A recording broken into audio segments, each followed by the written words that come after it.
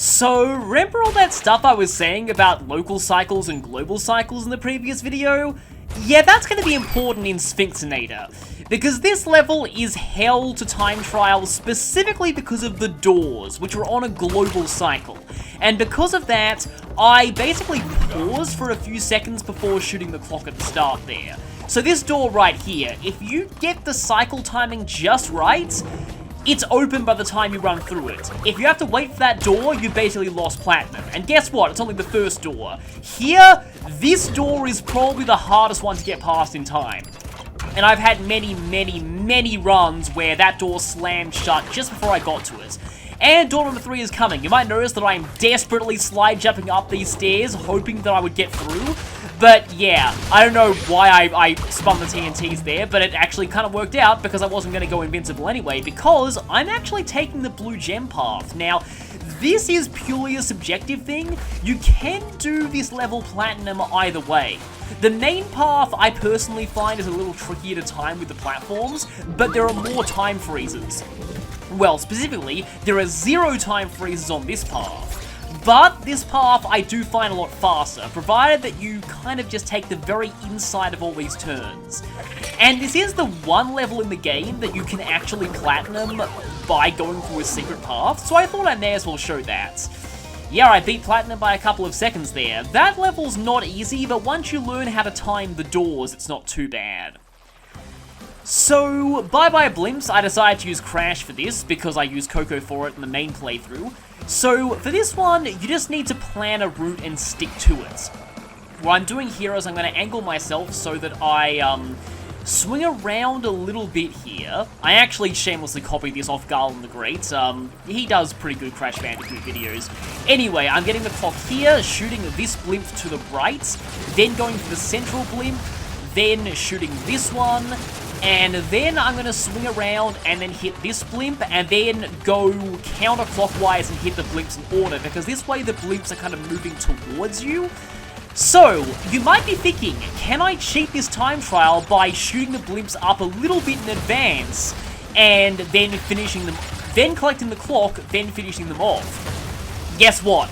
The developers realized this. The moment a blimp takes damage, the time trial stopwatch disappears. So, all the blimps need to be at full health in order for you to be allowed to start the time trial.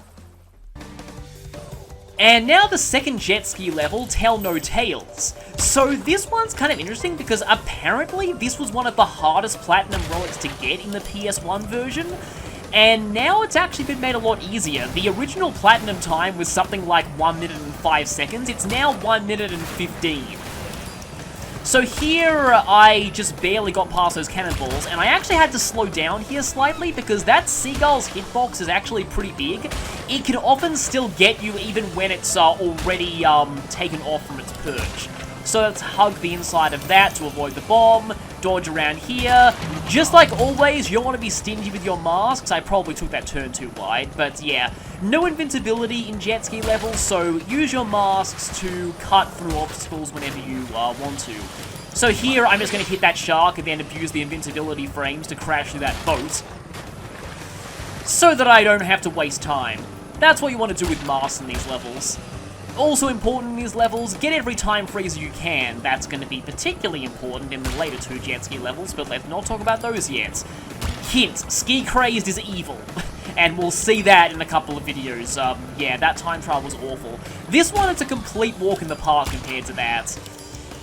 So, something is actually coming up here that I missed on my first attempt through the level. If you hold, I believe, if you hold backward and do a flip there, you can actually grab that 3-second time freeze without having to go up the reverse ramp. Now, this area is usually a bit tricky. I actually slowed down slightly just to make sure that I didn't get hit by those cannonballs there, and I wasted a few seconds with that boat, but better to be safe than sorry. That boat often hits me. There, that bomb did hit me. That was a little bit clumsy, but I'm still going. I had a mask there. Grab this here. I probably didn't even need to hit that ramp, but I did anyway. Going past that anchor. that bomb was really annoying. Yeah, the bobbing of the bombs is always kind of difficult. Yeah, that was a hair's breadth miss of that bomb there. Always one of the trickier parts of these Jetski levels, but it turns out I actually beat the developer record by 2/100th of a second there. So, yeah, yay. Now, Future Frenzy. This level is nowhere near as bad as Gone Tomorrow, which you'll be seeing in the next part, which is Utterly Evil. But this part here can be a little bit tricky. I don't really know the fastest way to get those 3 time freezes. I probably did that kind of wrong. But here, the cycles on these lasers lined up are just right for me to get through them. This one, though, I knew I was going to make the cycle, so I actually had to double jump around it. These lasers can be annoying. I'm not sure what the optimal time that you have to wait, at the start of the level to get the cycles to line up just right on them is, but I'm sure other people would know that. So, those platform rides in these future levels are kind of annoying. There's no way to speed them up, you're basically forced to waste seconds on them, and because of that, it means that all of the segments where you actually do have control need to be done all the more flawlessly. So, that makes these levels pretty stressful. Here I'm slide jumping to avoid hitting that forced tornado spin, and here getting invincibility because you always want to be invincible whenever possible. And I was positioning myself centrally there because you kind of need to be in the center of that elevator for it to start moving. And if you run a little bit too far and aren't centralized, you'll actually get stuck at the edge of the elevator and will have to take a step backward to actually make it move. And you obviously don't want that. I've had that happen a few times, and there I kind of lost a few masks, but it doesn't really matter, because there's no more chances to go invincible. And this is the home stretch, so just jump over you. I think it's probably faster to not get that tornado spin, and here I screwed up and missed a time freezer, but I decided to keep going because it turns out platinum on this level's actually not that bad. I was still able to get it even after missing that 1 second box. So that was a good call not going back for it. And now Tomb Wader. This is another level where the real challenge is more not dying. But that bug here is actually very, very helpful because it actually shows you the water cycles, and it's actually kind of cool. I'm pretty sure it was done deliberately like this. So when that bug is to the far left, the water is up. When it's to the far right, the water is down. So you want to start your run when the bug is all the way to the right, because that way the water cycles line up perfectly. Once you know that, this level isn't too bad. You also need to make sure that you double jump tornado spin over the water here as it's rising.